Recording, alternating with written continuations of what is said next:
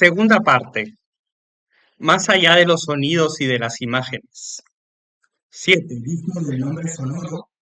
8. Televisión y video. 9. Hacia un audiólogo visual. 10. Introducción a un análisis audiovisual.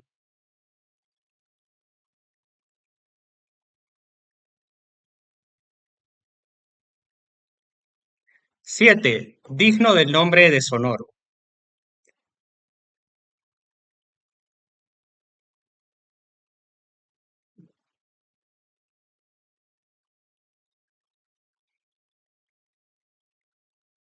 7. Digno del nombre de sonoro. 60 años de añoranzas. Hace 60 años que la película cinematográfica proyectada en las salas incluye una pista sonora y 60 años que el cine se ha visto poco a poco transformado por ella, renovado desde el interior. Pero 60 años también que mucha gente sigue preguntándose si ha hecho bien convirtiéndose en hablado. Una de las formas bajo las cuales se manifiesta una prevención tan tenaz hacia el sonido es la idea muy extendida según la cual hasta ahora nada válido o casi se habría, se habría hecho con él, el cine sonoro. Bella Durmiente del Bosque seguiría esperando a guisa de príncipe a sus Einsteins y sus Griffiths, ciertamente con semejantes ideas no se corre peligro de equivocarse. ¿Por qué, por otra parte, no habría de extenderse esta crítica a la parte visual del cine? En efecto, muy poco se ha hecho y se ha aventurado en este campo de comparación con lo que sigue siendo posible. Los discursos sobre la imagen y el sonido podrían quedarse así en el estadio reivindicativo, no existiendo aquello con lo que soñamos. No exi- los discursos sobre la imagen y el sonido podrían quedarse así en el estadio reivindicativo. No existiendo aquello con lo que soñamos, es inútil interesarnos por lo que existe.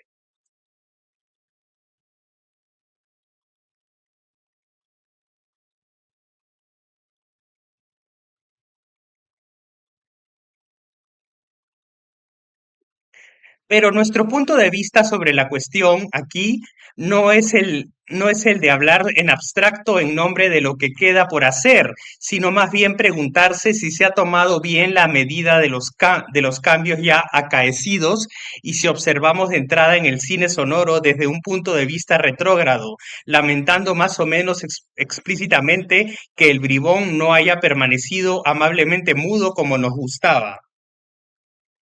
Reevaluar cuál ha sido el papel del sonido en la historia del cine para darle su verdadera importancia no es una pura preocupación de crítico o de historiador, afecta también al porvenir del cine. Este se moverá mejor y estará más vivo si se sabe extraer mejores consecuencias de lo ya pasado.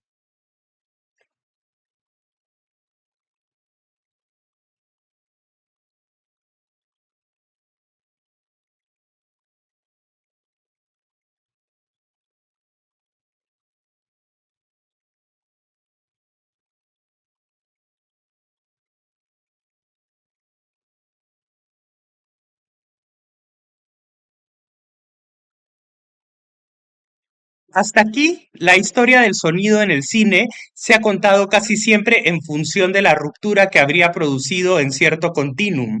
Todo lo sucedido después se refiere a esa ruptura original del advenimiento del cine hablado, una ruptura que tenemos la fortuna de poder localizar históricamente tanto más cuanto que alcanzó por suerte a todos los aspectos del cine a la vez, económicos, técnicos, estéticos, etcétera.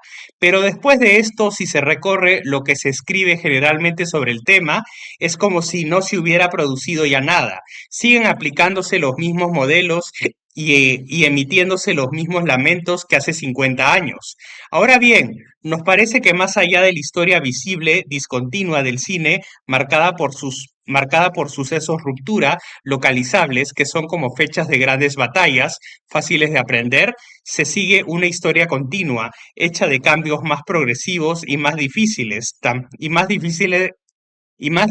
también de detectar. Por esta historia es por la que nosotros nos interesamos.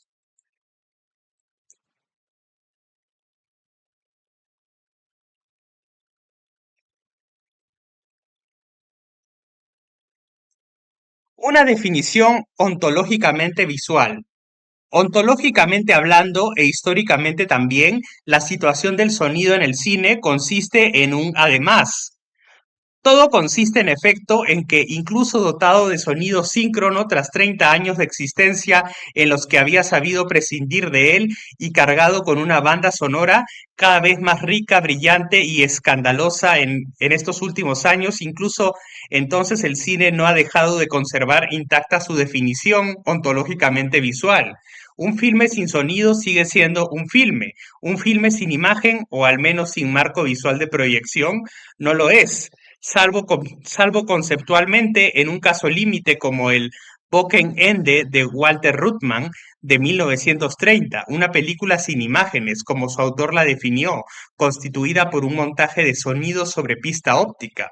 Difundida por altavoces, Ende no es otra cosa que una emisión de radio o una obra de música concreta.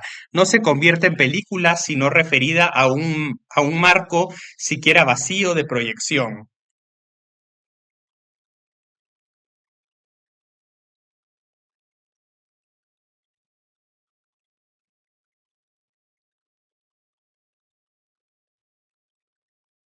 El cine hablado, ya lo hemos dicho, es en efecto eso, sonidos referidos a un lugar de proyección de imágenes, estando ese lugar poblado o vacío. Ya pueden los sonidos pulular y atravesar el espacio y la imagen permanecer reducida y pobre. Eso no tiene importancia, pues la cuestión de la cantidad y de la proporción en el tema no cuenta. Estos últimos años que han visto el aumento cuantitativo del sonido en las películas lo han demostrado bien con el fenómeno de las multisalas equipadas con Dolby, en las que la pantalla queda a veces reducida al formato de un sello de correos, de modo que el sonido difundido a elevada potencia está en condiciones de aplastarla sin esfuerzo. Ahora bien, la pantalla sigue siendo el foco de todo, sigue siendo el foco de la atención. El camello sonido sigue pasando por el ojo de la aguja visual. Bajo el efecto de este sonido generoso, sigue siendo la pantalla la que irradia potencia y espectáculo y sigue siendo la imagen lugar de reunión de los haces sonoros, espejo convergente de las impresiones procedentes del oído, la que el sonido decora con su fasto desencadenado.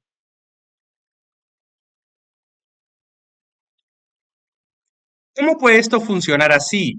Recordemos algunos datos específicamente cinematográficos. En el cine, el proyector está situado tras el espectador, el altavoz ante él. El altavoz no es en principio el equivalente de una pantalla, sino de un proyector, solo que no tiene aquí un sentido diferente la palabra proyector.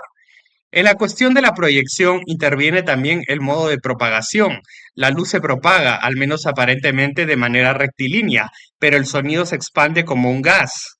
A los rayos luminosos corresponden ondas sonoras. La imagen está delimitada en el espacio y el sonido no. El sonido es mental, no puede tocarse. La imagen sí, es lo que se hace en las ceremonias religiosas. No sería demasiado absurdo que nos dedicáramos a tocar la pantalla.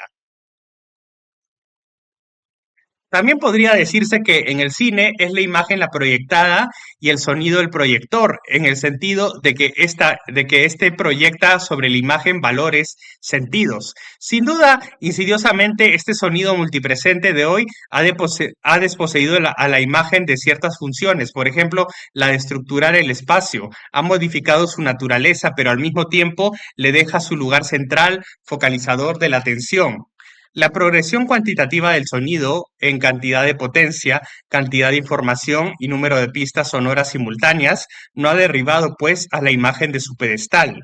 El sonido sigue siendo lo que nos hace ver en la pantalla lo que él quiere que veamos en ella.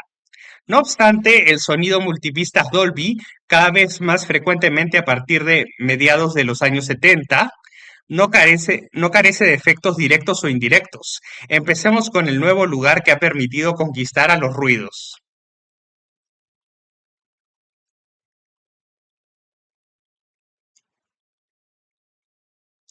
Efectos directos o indirectos del sonido multipistas. Rehabilitación, afirmación del ruido. Los ruidos han sido durante mucho tiempo los olvidados del sonido en el cine, no solo en su práctica, sino también en el análisis. Frente a 1000 estudios sobre la música, el tema más fácil, con mucho por mejor localizado culturalmente, y frente a numerosos trabajos sobre el texto de los diálogos, frente a algunos ensayos, finalmente, sobre la voz, un tema nuevo que no deja de fascinar, los ruidos, esos oscuros soldados de infantería han permanecido como los despreciados por la teoría, que no les ha concedido hasta aquí sino un valor puramente utilitario y figurativo, y los ha descuidado por ello.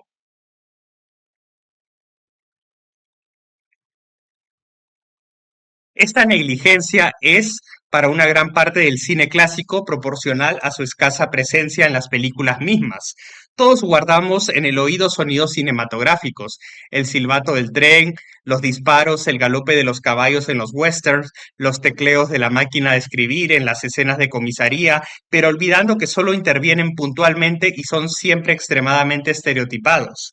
De hecho, en una película clásica, entre la música y sobre todo los diálogos omnipresentes, apenas queda sitio para otra cosa.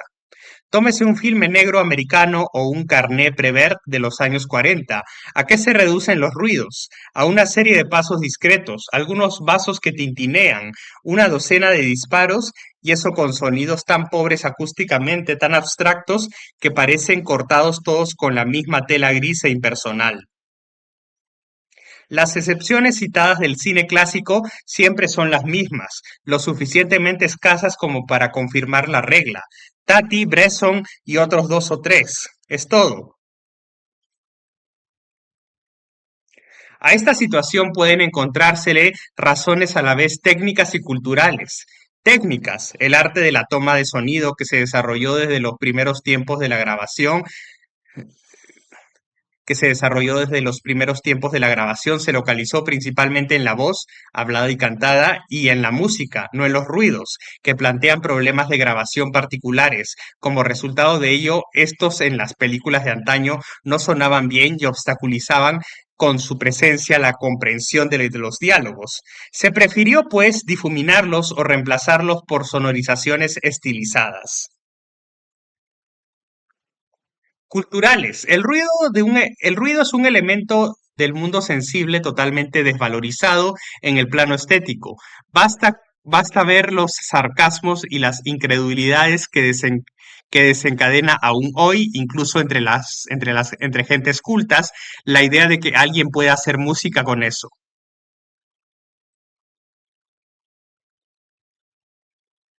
En los inicios del sonoro, sin embargo, no faltaron valerosas experiencias para hacer admitir los ruidos en la sinfonía audiovisual, valerosas si se consideraban las condiciones técnicas de la época, inadecuadas para que una restitución satisfactoria y viva de estos fenómenos, inadecuadas para una restitución satisfactoria y viva de estos fenómenos.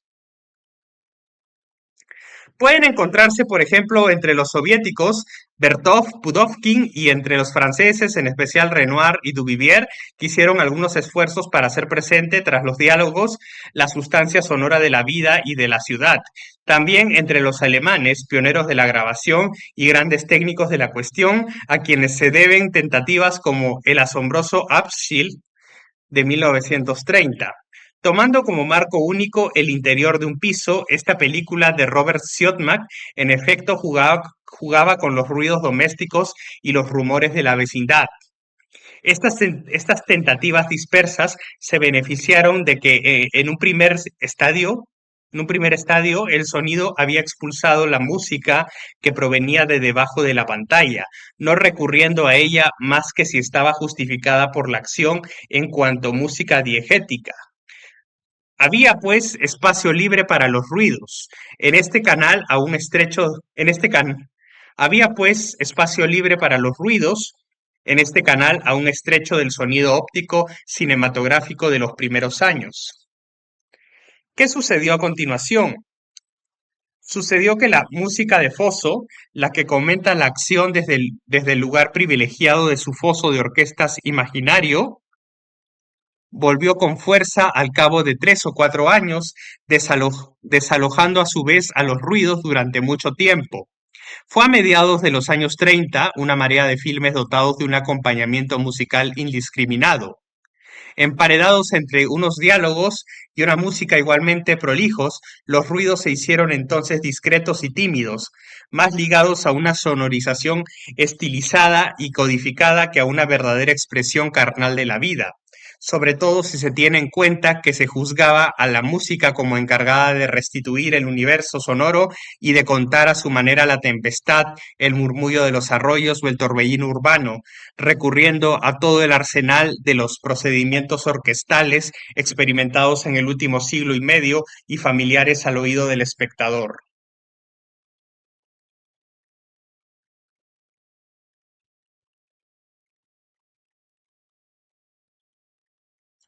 Sin necesidad de buscar en el cine de Hollywood, visiónese por completo una parte de Campaña de Renoir de 1936, película al aire libre por experiencia. No se oyen prácticamente en ella sino los ruidos naturales que se expresan de manera estilizada en la partitura orquestal de Cosma, escrita 10 años después del rodaje, durante el montaje y la sonorización del filme. Fue necesario, pues, que llegase el Dolby para otorgar a las películas una ancha banda y una pluralidad de pistas que permiten hacer oír simultáneamente con los diálogos ruidos muy definidos y susceptibles de tener una identidad viva, una carne y no ser ya solo estereotipos. Afirmar que todas las películas los han usado del mejor modo sería decir demasiado. La invención sonora fue mayor a través la invención sonora fue mayor a veces en las películas de género o ciencia ficción, cine fantástico, de acción y de persecución. Las demás comprendidas las películas de autor, no concedieron aún a los ruidos el estatus de elemento cinematográfico de derecho, algo que, más allá de su función directamente figurativa, les reconocería la misma capacidad expresiva que a la luz, al marco o a la interpretación de los actores.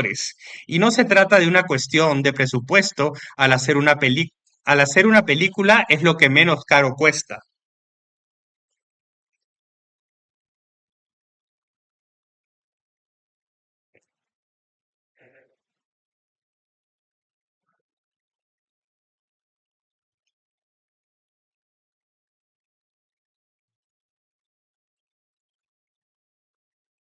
Ganancia en definición.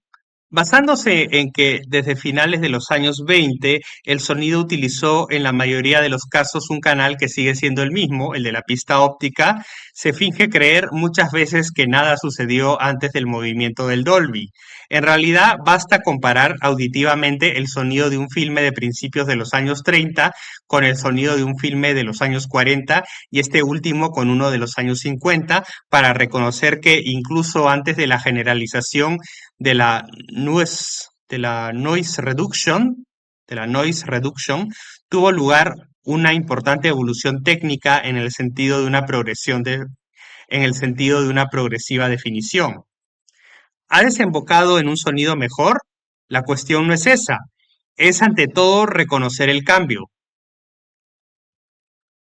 Si se toma como comparación el ejemplo de la imagen, todo el mundo puede comprobar de los años 60 a los años 70 una sustitución progresiva del blanco y negro por el color, llegándose a conferir a la opción por el blanco y negro, norma en otros tiempos, el estatus de excentricidad y de opción estética o incluso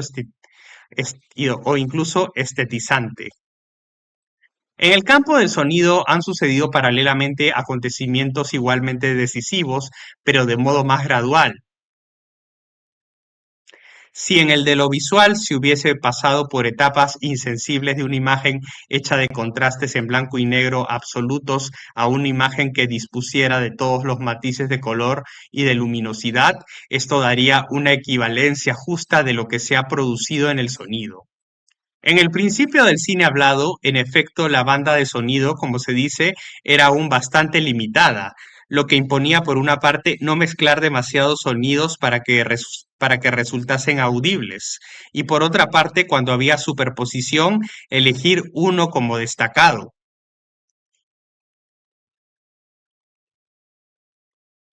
Ahora bien, el elemento ya destacado del recién nacido Ahora bien, el elemento ya destacado del recién nacido cine sonoro era no la música, ya presente en tiempos del mudo, ni los ruidos, sino la palabra, el elemento más codificado.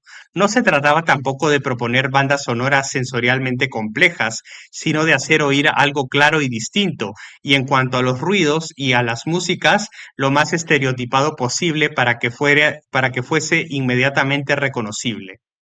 Por tanto, cuanto más se ensanchó la banda, y lo hizo muy progresivamente, al mismo tiempo que aparecían y se perfeccionaban nuevas posibilidades técnicas de mezcla de los sonidos, más posible se hizo hacer oír en varias capas sonidos a la vez individualizados y definidos que no se limitaban a responder a un código, sino que podían tener cierta materialidad, una densidad, una presencia, una sensorialidad.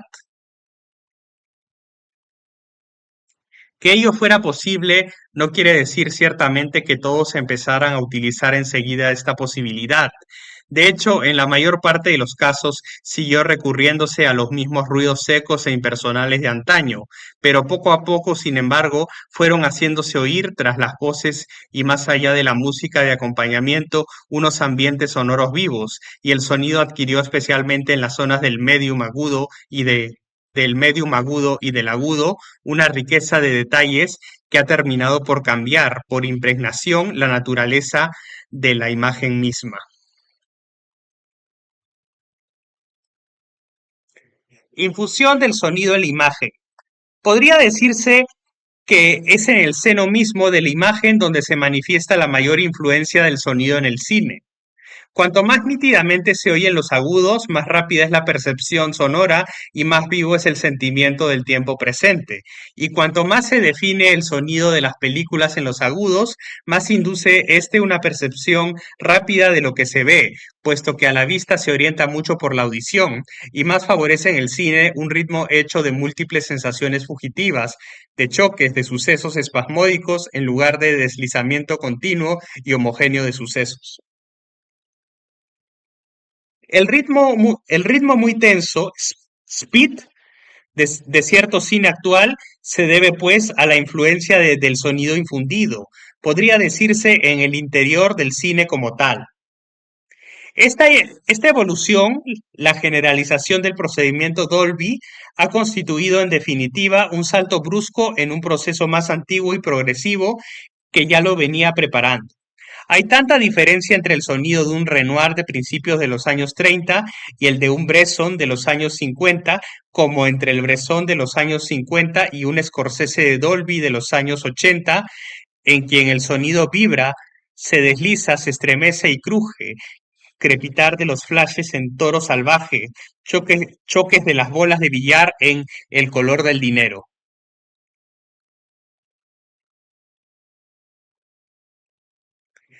El sonido Dolby Stereo cambia, en cualquier caso, el equilibrio de los sonidos, en especial introduciendo un plus sensible en la restitución de ruidos. Permite hacer existir materias sonoras definidas, personalizadas y no solo signos sonoros convencionales de ruidos, y hacer vivir durante el filme una especie de supercampo, de cuadro general continuo, lo cual cambia la percepción del espacio y por lo tanto las reglas del decoupage cinematográfico.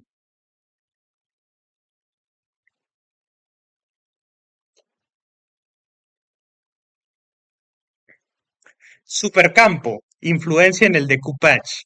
Llamamos, super- Llamamos supercampo al campo diseñado en el cine multipistas por los sonidos ambientales de la naturaleza, de ruidos urbanos, de música, de rumores, etcétera, que rodean el espacio visual y pueden provenir de altavoces situados fuera de los límites estrictos de la pantalla. Por su precisión acústica y su relativa estabilidad, este conjunto de ruidos y de sonidos consigue, en efecto, conquistar en el campo visual una especie de existencia autónoma, no absolutamente dependiente de lo que se ve, pero pero que no por eso adquiere en el plano estructural una autonomía y una relación apremiante de los sonidos entre sí que justificase hablar de banda de sonido. Sin embargo, el supercampo sonoro del cine multipistas ha modificado poco a poco la estructura del decoupage cinematográfico.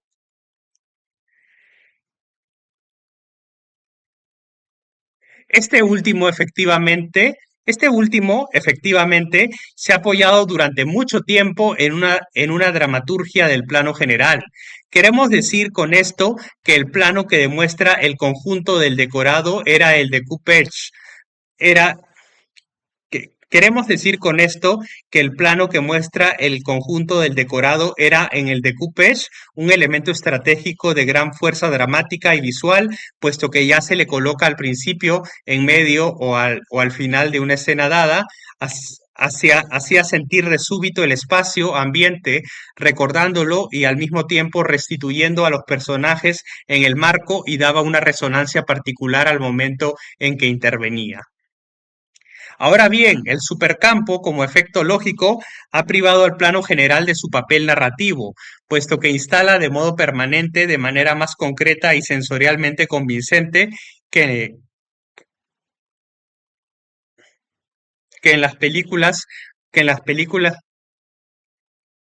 Ahora bien, el supercampo, como efecto lógico, ha privado al plano general de su papel narrativo, puesto que instala de modo permanente, de manera más concreta, puesto que instala de modo permanente, de manera más concreta y sensorialmente convincente que en las películas monopista tradicionales, la conciencia por el sonido, del conjunto del decorado existente alrededor de lo que se desarrolla en el seno del campo.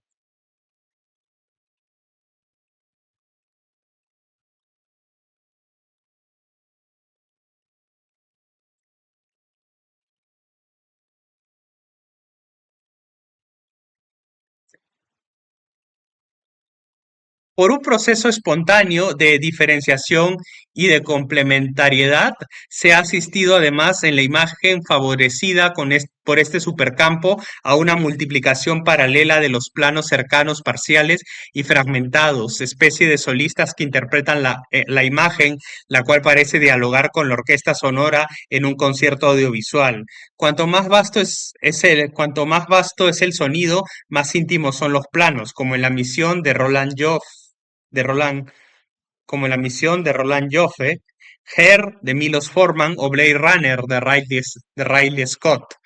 No hay que olvidar tampoco que el multipista se impuso definitivamente gracias a ciertas películas musicales, como Woodstock de Michael Watlig o Tommy de Ken Rose.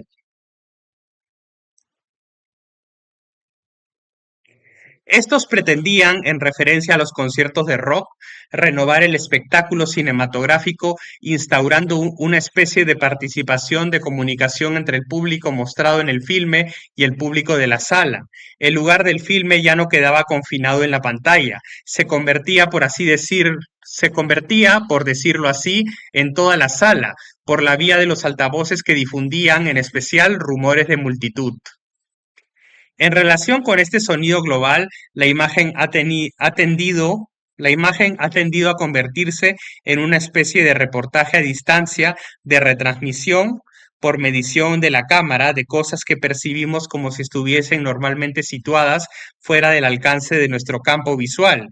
La imagen intensifica su carácter voyeur, como a través de unos como a través de unos prismáticos. Del mismo modo que en un concierto de rock, unas cámaras permiten mostrar en una pantalla gigante los detalles más inaccesibles para las filas más alejadas. Pero cuando el cine multipista se extendió a las películas no musicales y después a filmes intimistas, sin nada que ver con el gran espectáculo, se siguió conservando ese principio de la imagen monitor que evidentemente puede escandalizar a ciertos defensores del decoupage tradicional, los cuales lo acusan de desarrollar lo que llaman un estilo clip. Ahora bien, este estilo clip con su montaje choque es, en muchos aspectos, un desarrollo nuevo en la imagen de la dimensión lineal y rítmica en detrimento de la dimensión del espacio. El enriquecimiento temporal de la imagen, que se hace más fluido, cambiante y chispeante, más detallado, tiene como correlato inevitable, en efecto, su empobrecimiento espacial, trasladándose de nuevo al mismo tiempo a las postrimerías del cine mudo.